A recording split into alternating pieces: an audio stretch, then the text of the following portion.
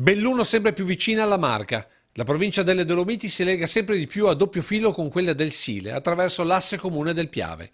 Infatti, dopo i sindacati, la Camera di Commercio, ora anche gli industriali stanno studiando la fusione tra organizzazioni territoriali. Un percorso quasi obbligato per il presidente Pozza, che da ex rappresentante della piccola impresa artigiana ed ora capo della Camera di Commercio di Treviso e Belluno, non esita a pronosticare numerose altre aggregazioni. Il sistema associativo direi che sta soffrendo della crisi come soffrono le imprese ovviamente, perciò anche il sistema associativo sta cercando di dare un servizio alternativo, un servizio di qualità ai propri associati e questo lo si è visto ad esempio nell'assemblea diffusa che ci sono state nel territorio da parte di un'industria, ma poi le assemblee unitarie di Confindustria Vicenza, di Confindustria Venezia e di Confindustria Treviso, perciò Belluno che ha un percorso ormai direi consolidato nelle aggregazioni tra associazioni e mondo sindacale, sta pensando a questo.